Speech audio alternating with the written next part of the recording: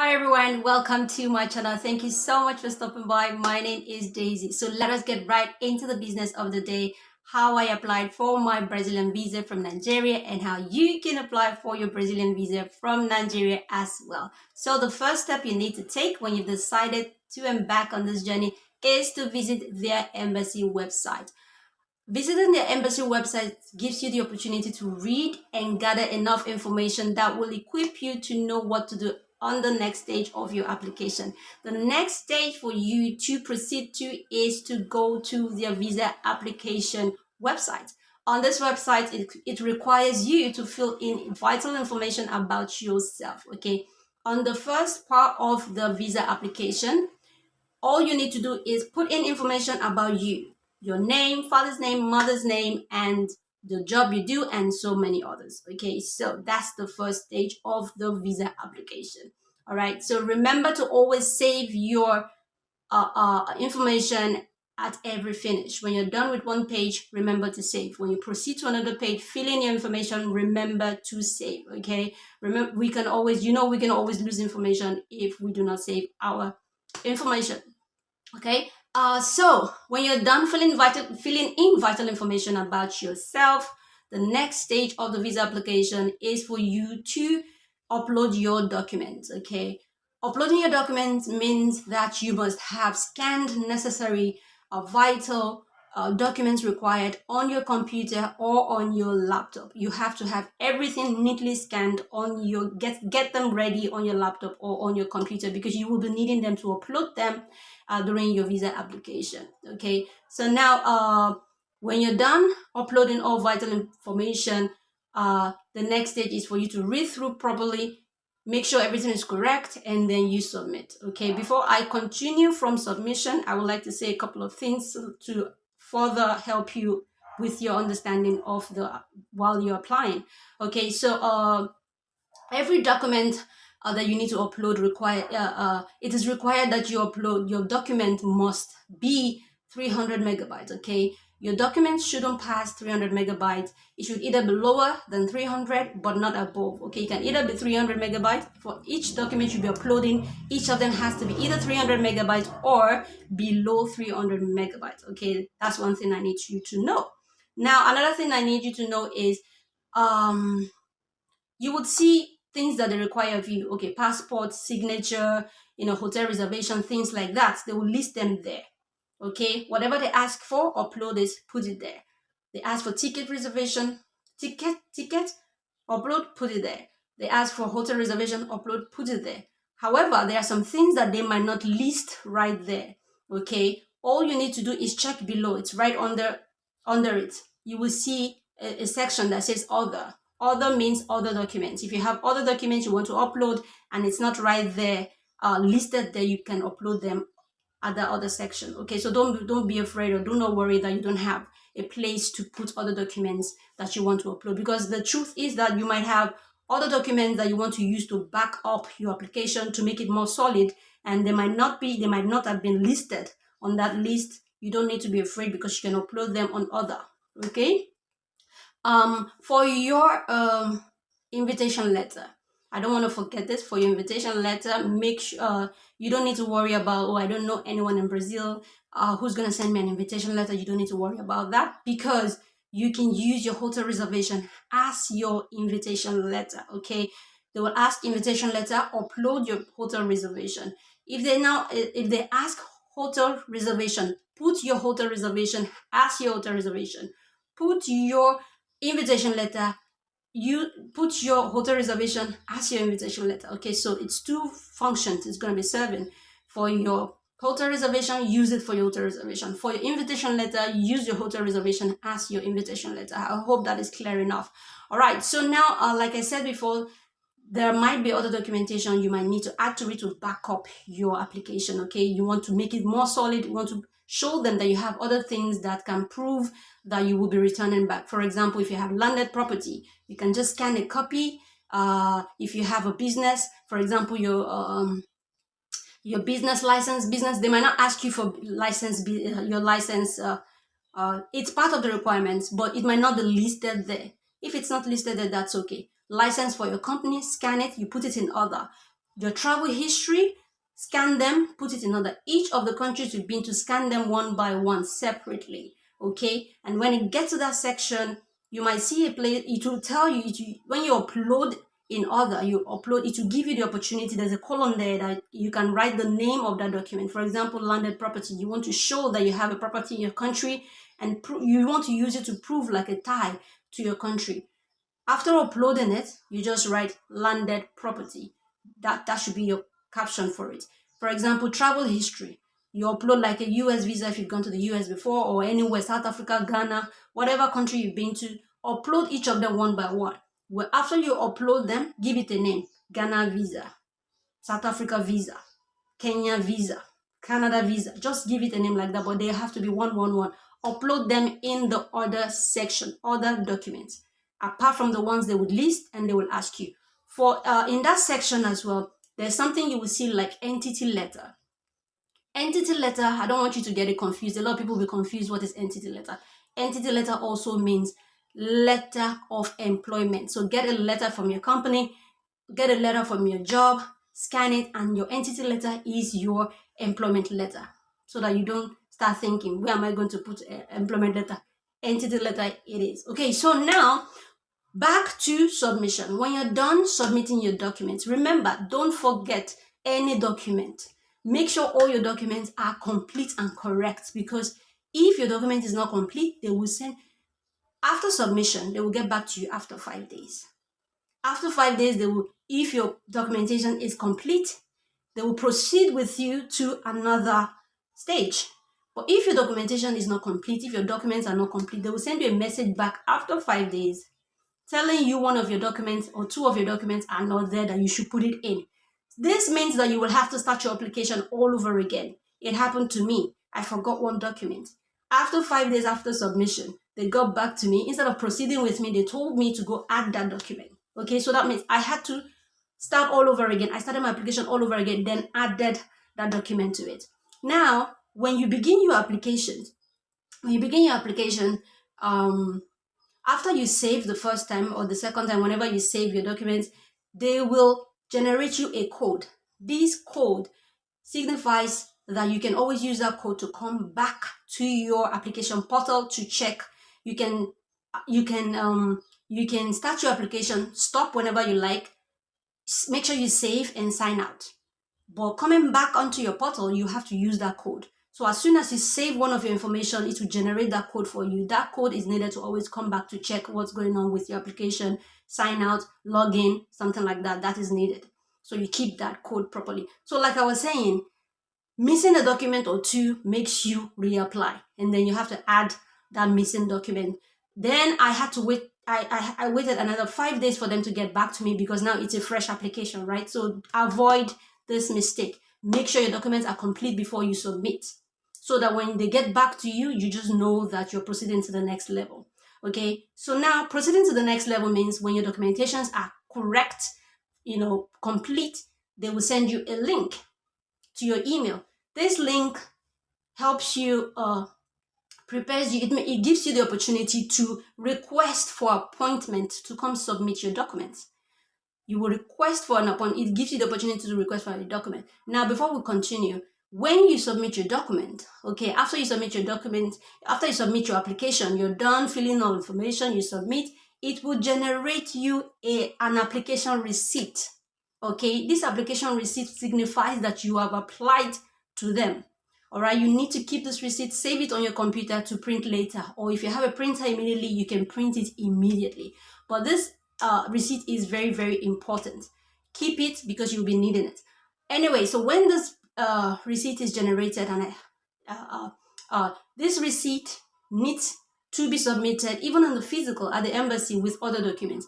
Every document that you submit online needs to be printed in hard copy, in physical. Okay, all these documents you will need to take to the embassy on your appointment day. So that means you need another set of documents by hand. Print every document you submitted online, photograph, signature, hotel reservation, invitation letter, whatever.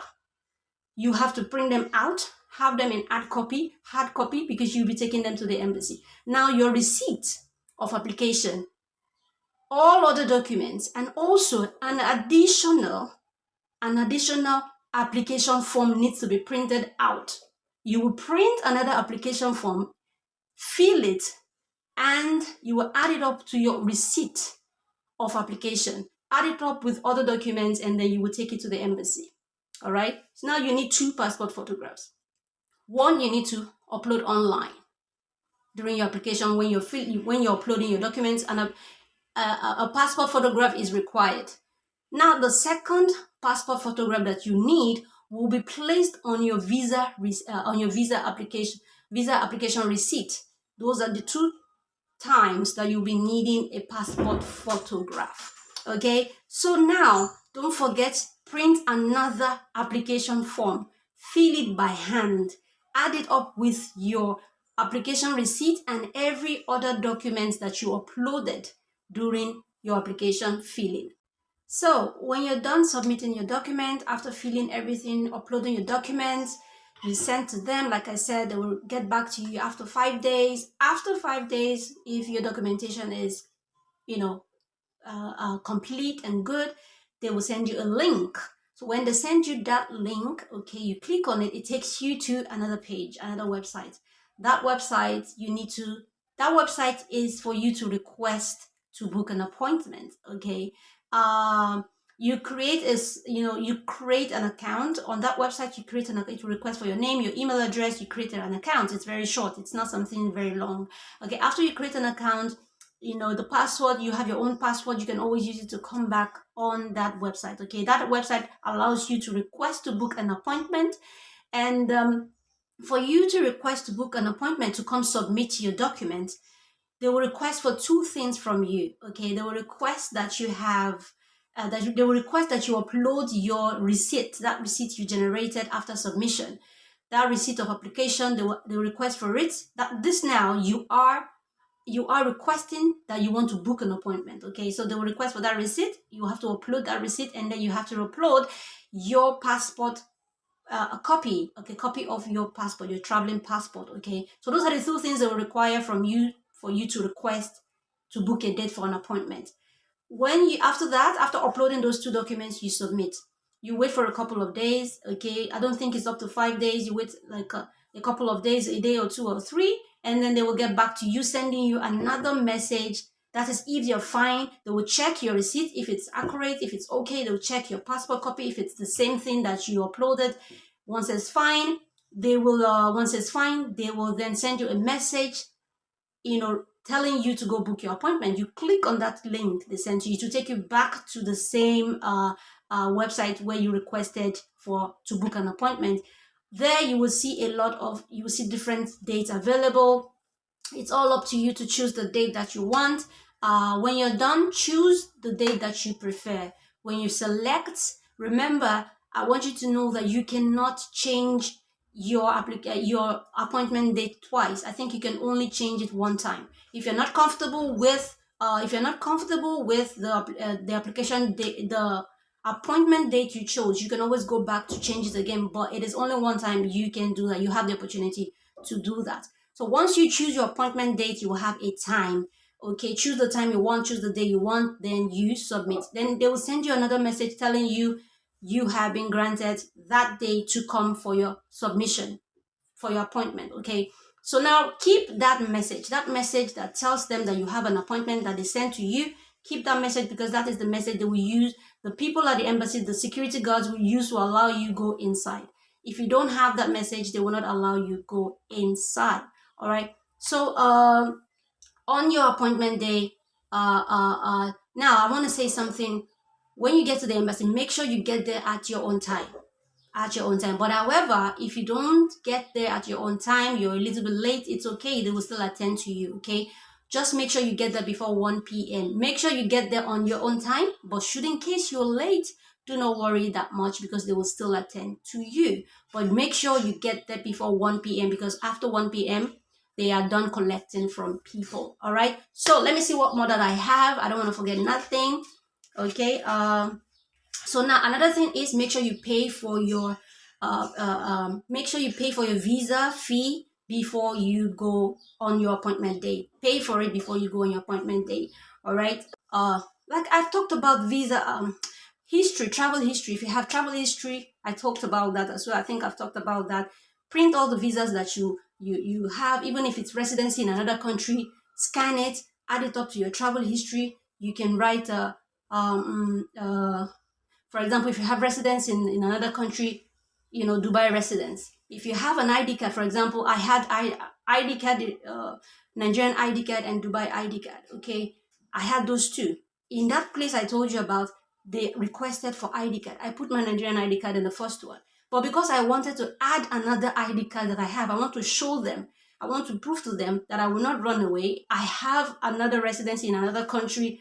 I added my Dubai Emirates ID card in other documents, so it's there. I added my residence permit, all my residence permit that I've had, the first, second, third, I just labeled them resident permit 1, resident permit 2, resident permit 3. Remember, I told you you'll be scanning all your travel history one by one. Everything is 1. You don't add them together. Remember, you don't want the volume to be too much. It must be 300 megabytes. Okay, anything you have as travel history. Now, then my Dubai resident, the current one, that is still very valid. I uploaded that one as well to show them I still have a valid Dubai residence. I labeled that one valid Dubai residence permit. So you give all the documents a name that suits them. In that other document, other place, you can put the other documents. Okay, so I think that explains that. Let me see what more that I have so I don't forget anything. Now, for the embassy address, for those of you that don't know, it's in Lagos. There's one in Abuja, but I don't think it's functioning anymore. Embassy address, get to Obalende. When you get to Obalende, take Adeola Odeko. When you take Adeola Odeko, drop at Martin's bus stop. When you get to Martin's bus stop, cross to the other side, Kofo Abayomi Street. That street is where the embassy is. It's not far at all. When you get to the street, inside this, just cross to the other side. The street is right there. You can walk. No need to take a bike or taxi, nothing. Walk. It's not far. Ask anyone. I'm going to the Brazilian embassy. It's very, very close to the bus stop. Anyway, that's that for that. How long does the visa take? Okay. The visa takes up to 1 month. Okay. Mine was 1 month, 3 weeks, and 2 days. Now, the next step is how much can I have in my account? If you have like 1.8, 2 million upwards, you're good to go. You can have more, but at least 1.8, even 1.7, 1.8, 2 million like that. 1.9, 2 million is cool. Now, then the insurance that I use, ICO insurance. I used ICO insurance. You can use any insurance company of your choice, but I use ICO insurance. Now, let me say something. I will suggest, it's my opinion, that you state during your application that you'll be spending like 1 week or 2. When I was applying, I stated I wanted to go for 1 week. Why? Because I didn't want to buy too much insurance. I don't want to pay for so much insurance. For example, if you say you're going for 3 weeks, 1 month, it means your insurance money will be more. The higher the time you're spending, the more the time you're spending, the more money you have to pay to buy insurance. And also, stating that you'll be spending like 1 week or 2 weeks, just 1 week, I think is okay. Stating that you'll be, staying there for like 1 week gives the consular the reasoning that, okay, this person has 1.7 million, this person has 1.8, this person has 2 million. Staying for 1 week in Brazil, that means the money will be enough. You understand? But if you go and state that you're going for 1 month and then you're having 1.5 million, you're having 1.7, they might like, how can you manage? Of course you buy your ticket. Of course so they must have reasoned all those things out and say this money will not be enough. 1.7, 1.8, maybe 2 million will not be enough for you if you're going for 1 month. So just stay there. 1 week is fine. Any consular will say yes. Okay, that time is very short. 2 million will be enough for this person. 1.8 will be enough for this person. And also you don't have to pay for so much insurance. Okay, so next up is you need 3 months statement of account, not 6 months. 3 months statement of account. Because by the time you buy insurance and your application is on, it takes like 1 month. By the time your visa is ready, the insurance might have expired. So when your visa comes out, you don't need to buy another insurance. They won't ask you. They didn't ask me when I was coming in. They didn't ask me, and there's no need to do COVID test or anything. They didn't ask me COVID test. All like they asked me when I came into Brazil was the immigration asked me for my COVID test. That's it, COVID vaccination card, and that was what I showed. nothing more. No need to buy any insurance, and no need to buy, even if the other one expires, the one you use for application expires, there is no need to buy another one during your travel or while you want to travel. Okay, what else again? Yeah, so I think, so that's just it. I think that's it. I'm trying so hard not to forget anything. Yeah, I've talked about you printing another document, print another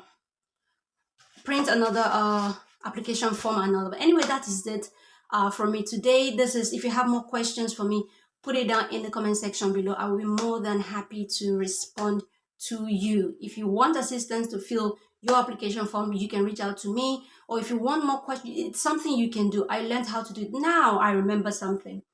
Now, I talked about your document shouldn't be more than 300 megabytes, right? Thank goodness I remembered. Your document shouldn't be more than 300 megabytes. But if any of your document, for example, say hotel reservation, is more than 300 megabytes, you need to compress it. Okay? Compressing it means that you need to, you need to make it smaller. Either it's on 300 or it's lower than 300.